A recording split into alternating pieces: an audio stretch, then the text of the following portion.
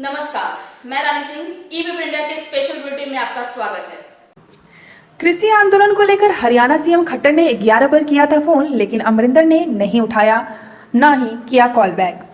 किसान आंदोलन को लेकर अब हरियाणा के सीएम मनोहर लाल खट्टर और पंजाब के सीएम कैप्टन अमरिंदर सिंह के बीच जुबानी जंग शुरू हो गई है। इसी क्रम में मुख्यमंत्री मनोहर लाल खट्टर के निजी सचिव अभिमन्यु यादव ने कॉल डिटेल दिखाते हुए दावा किया कि हरियाणा सरकार की तरफ से पंजाब के सीएम को कई बार फोन किया गया जिससे किसानों को आगे बढ़ने से रोका जाए, लेकिन उनकी तरफ से न ही किसी ने फोन उठाया और न ही कोई रिप्लाई आया।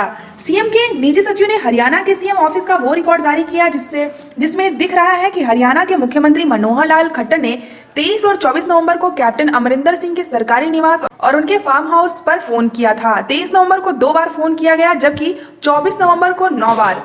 निजी सचिव अभिमन्यु यादव के मुताबिक हरियाणा सीएम पंजाब के मुख्यमंत्री को फोन कर किसानों को रोकने और उन्हें समझाने की बात कहना चाहते थे।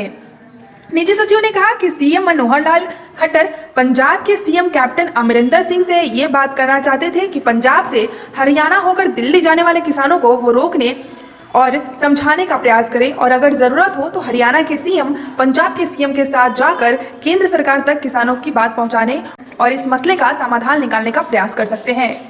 दिनांक 28/11/2020 को बीजेपी के ट्विटर हैंडल पर अमित शाह का वीडियो जारी किया गया जिसमें बताया कि अगर किसान यूनियन चाहते हैं कि भारत सरकार कृषि मंत्री द्वारा दी गई 3 दिसंबर की तिथि से पहले बात करे तो ये मेरा आश्वासन है कि जैसे ही आप सभी व्यवस्थित और शांतिपूर्ण ढंग से निर्धारित स्थल पर आंदोलन के लिए तैयार होते हैं तो दूसरे ही दिन भारत सरकार आपसे बातचीत करेगी।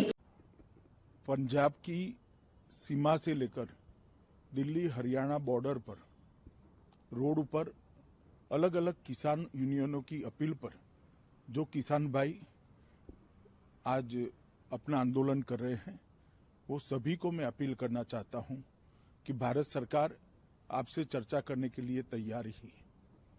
3 दिसंबर को कृषि मंत्री जी ने आपको निमंत्रण पत्र भेजा है चर्चा के लिए और भारत सरकार आपकी हर समस्या और आपकी हर मांग पर विचार विमर्श करने के लिए तैयार है। दूसरा, अभी अलग अलग जगह पे नेशनल हाईवे पर, स्टेट हाईवे पर किसान भाई अपने ट्रैक्टर और ट्रॉली के साथ इतनी ठंड में खुले में बैठे हुए हैं। इस सबको मैं अपील करना चाहता हूं कि दिल्ली पुलिस आपको एक बड़े मैदान के अंदर शिफ्ट करने के लिए तैयार है। आप कृपया वहां पर जाइए, वहां पुलिस परमिशन भी आपको कार्यक्रम करने की दी जाएगी।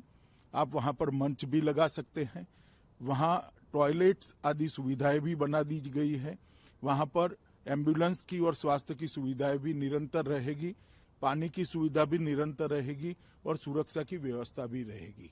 तो आप लोग रोड की जगह अगर वो निश्चित किए हुए स्थान पर जाकर अपना धरना प्रदर्शन शांतिपूर्ण तरीके से, लोकतांत्रिक तरीके से करते हैं तो मुझे लगता है कि इससे किसानों की भी परेशानी कम होगी और आवाजाही कर रहे आम जनता की भी परेशानी कम होगी।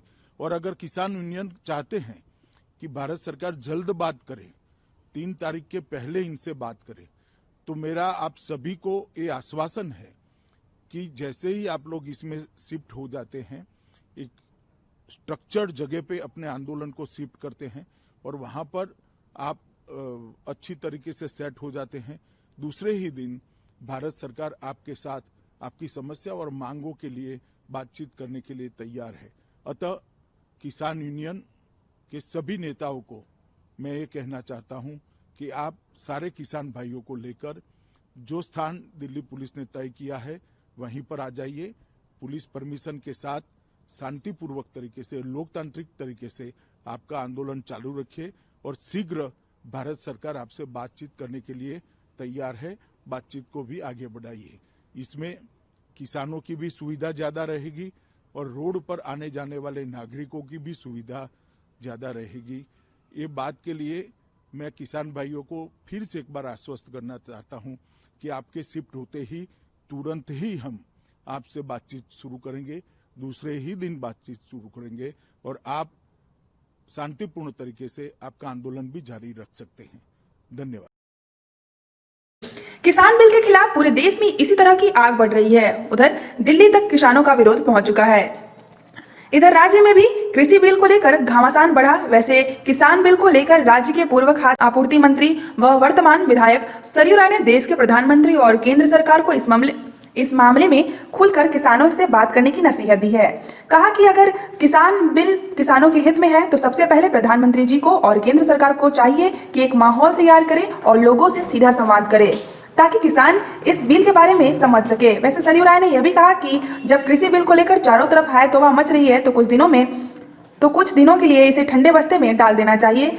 इसे माहौल जब शांत हो जाए तो सरकार को किसानों से बात करनी चाहिए ताकि स्थिति स्पष्ट हो सके।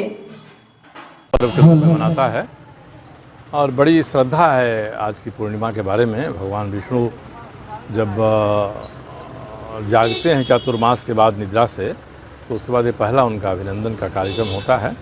तो आज इस परिसर में जो श्रद्धालु हैं उन्होंने विष्णु सहस्त्रनाम का पुरुष सूक्त का पारायण किया है और उसी अवसर पर मुझे भी बुलाया था। प्रसन्नता है कि एक आध्यात्मिक वातावरण धीरे धीरे सूर्य मंदिर के परिसर में कायम हो रहा है और ये मंदिर मुझे उम्मीद है कि अब आगे से आध्यात्मिक गतिविधियों के लिए ही जाना जाएगा। कृषि कानून के बारे खुले मन से प्रधानमंत्री को, केंद्र सरकार को किसानों से बात करना चाहिए। किसानों की जो आशंकाएं हैं वो दूर होनी चाहिए। थोड़ी जिस हड़बड़ी में ये कृषि कानून बनाया गया, राज्यसभा से जैसे पारित कराया गया, उसको लेकर कुछ आशंकाएं पैदा हुई। किसानों के लिए है, प्रधानमंत्री कहते हैं किसानों को फ़ायदा होगा, उनकी आमदनी बढ़ेगी।